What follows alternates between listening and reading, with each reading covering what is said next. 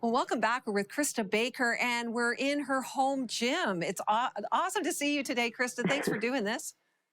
Oh, I'm so grateful. Well, we were just talking, and you were saying that you were going to come here and do some workouts anyway, You so know what? you'll get to see it live in Right. person. I honestly, I'd be there in a minute if I could, and we'd have you in the studio if we could. But it's great to Right. be able to watch you because here's my question. Not everyone can Okay. go to a gym, right? Right. And or even have a home gym. So can you show us some simple ways that we can all work out at home? So now everyone's going to have a different type of workout because obviously we are all made differently. God made us uniquely, so our bodies don't all move the same. When it comes to getting equipment, we don't need to have tons. I have some. This is a business, so it's a little bit different. But a good place to start would be some resistance bands.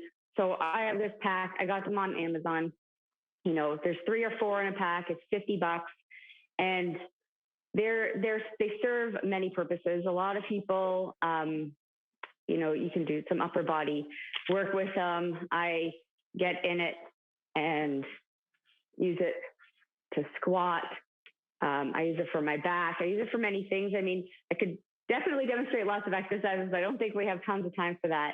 But these are really good because the most important thing to do is to add resistance to the body. So we want to build muscle. We want to get really strong.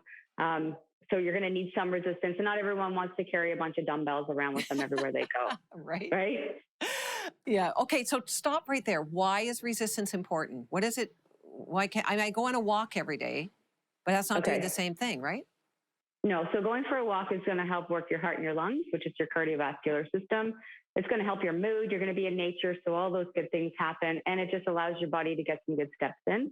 Adding resistance to the body is going to help to build muscle, so that's going to help to protect your body as you age. So we start losing muscle as we age, which is why we see bodies start to become a little bit more, fragile.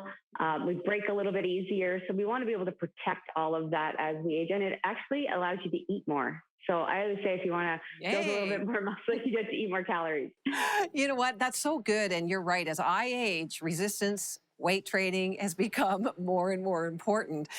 So that's a really great way to access it through those resistance bands. Tell us about mobility. As we age or even as we're stuck at a desk, we struggle with mobility. Why is it important to have better mobility? So our hips and our shoulders move. They're a ball and socket joint, right? So they're moving in many directions. We want to make sure that they're not seizing up because even as the hip starts to seize up, the low back generally takes over. And so you hear a lot of people say they have back pain. So we always want to make sure we mobilize our hips. We want to stabilize our knees so that we're not, feeling those aches and pains, but they're more of a stabilizing area. And we want to create mobility in the ankle. I'm a firm believer in foam rolling. So this I got at Costco. It was $17. And I use that to roll out any of the little, aches and pains that kind of come along with the training, right? So as we start to build the muscle, we actually cause little micro tears in the muscle. So we want to be able to take care of that after because that's just how it's going to grow. Yeah, that's so interesting. And stretching is really important for mobility, isn't it?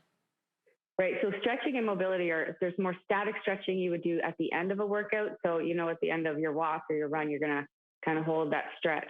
But in the beginning, we want to actually create mobility. We want to start to open it up, more of the, big circles, like that kind of stuff. And that's how we walk into exercise, especially before we start doing the resistance training.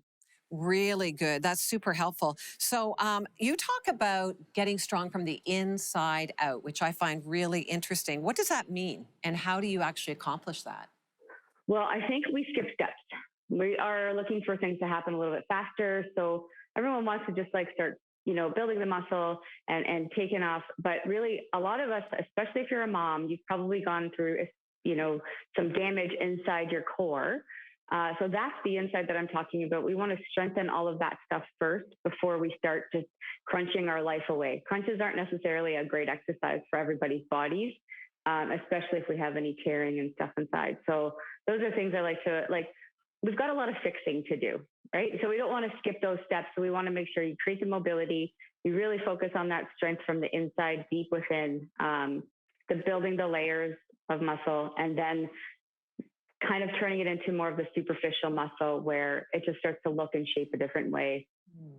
How can you show us or explain to us some good core inner strength exercise that we can just do at our home? From a standing position, it's a little bit challenging. Yeah. I don't know if you'll be able to see me if I come back here. Yep. Yeah. Yep. Okay. One of my favorite exercises is called a dead bug. So you're going to come onto your back. Can you see me still? Yeah, I can see you. You're just at the bottom of the screen there. Yeah. So feet are up and arms are up. Yeah. And we just really, really think about pulling our belly button down to the spine, activating nice and strong. And when you start to get really strong there, you can start to move your limbs away. Nice. You make it look easy, Christa. Well, I've been doing it for a while. Well, you know what? Some people, they're waiting surgeries. We've been in a pandemic. The wait list is long, up to 2 years, I've heard. Right. What advice would you give them if they're suffering with some form of illness, they're waiting on surgery? What can they do right now to help their health? Well, there's one thing that is true, and that a lot of the things that we are going through can be prevented if we started taking care and honoring our body. So there's things that we can do. That there's surgeries that we need to have. Like I've had a shoulder issue, and I waited to get in with a sport med doctor, and that took some time. But there's things that I can do to help prepare. So I can start to honor my body by not causing so much inflammation, by consuming the right foods. I can ask for help.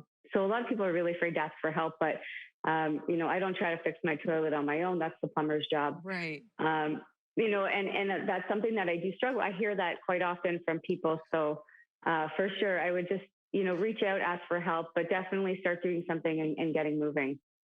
Well, I appreciate, and on your website, I know if you want to know more about Christa and her coaching, go to 700club.ca because we put all the links there, and it is important that we ask for help. I know I've needed it. Thank you, Christa, for helping us today. We really appreciate you.